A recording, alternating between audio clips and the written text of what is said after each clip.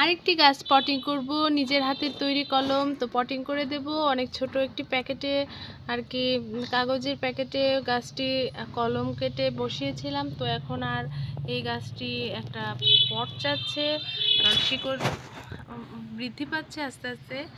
তো সবাই কেমন আছো বন্ধুরা? আশা করি অনেক ভালো আছো। তো তাহলে দেখতে থাকো প্রথম থেকে শেষ পর্যন্ত আমি কিভাবে গাছটি আর কি রোপণ করি। তো প্রথমে বরাবরের মতোই আমি তোমাদের বলেছি, আমি সবসময় গাছের জন্য সবজি কাটা এটা আমি সবচেয়ে বেশি প্রয়োগ করে থাকি। তো এটা এভাবে আমি দিলাম, তারপরে আমি একটু এখানে মাটি দিয়ে দেব। জাস্ট মনে করো যে একদম ঝুরঝুরে বালু মাটিও না, আবার মনে গার্ডেন সয়েলি, মানে বালুও না, জাস্ট খুব সুন্দর একটা মাটি। তারপরে যে প্যাকেটটি কাটছি, তো এটার মধ্যেও দেখো বন্ধুরা প্রচুর শিকড়। তো এই যে দেখো অনেক শিকড় একদম ছেয়ে আছে আর কি। তো এটা আমার হাতের কলম। তো এই যে দেখো বন্ধুরা এখানে কলম করেছিলাম, তো এটা যে কলমটা সেই কলমেরই এটা গাছ, এটা সরিয়ে ফেললাম। তো তোমাদের যে বলেছি যে গাছটা একটু চারিপাশ থেকে একটু ভেঙে ভেঙে দেবে, তাহলে শিকড়টা যখন একটা পটে দেবে শিকড়টা খুব সুন্দরভাবে ছেয়ে যাবে। কিন্তু খুব সাবধানতা অবলম্বন করে করতে হবে, কারণ এগুলো কচি শিকড়, যদি মুছে করে চলে যায় তাহলে কিন্তু গাছটা মারাও যেতে পারে। তো আস্তে আস্তে এভাবে কিছু, এই যে দেখো বন্ধুরা কী পরিমাণ শিকড়। তো তারপর আমি গাছটা এভাবে জাস্ট, এটা তোমরা কোনো সময় এই ভুল কাজটা করবে না।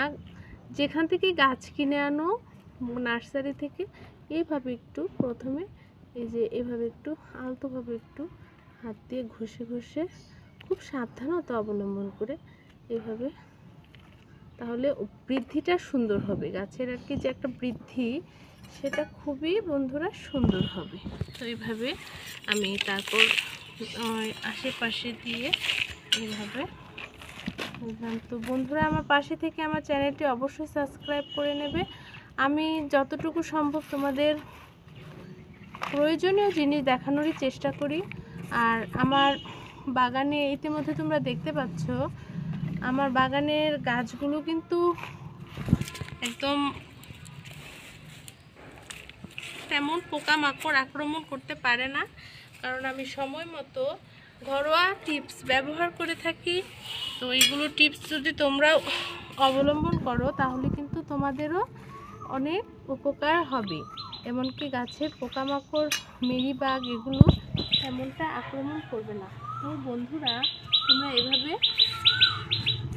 এভাবে করতে পারো, করে দেখো। অবশ্যই চ্যানেলটি সাবস্ক্রাইব করো, পাশে থাকো আমার, আর লাইক কমেন্ট শেয়ার তো করবে অবশ্যই। তো ভালো থাকো বন্ধুরা, ধন্যবাদ সবাইকে।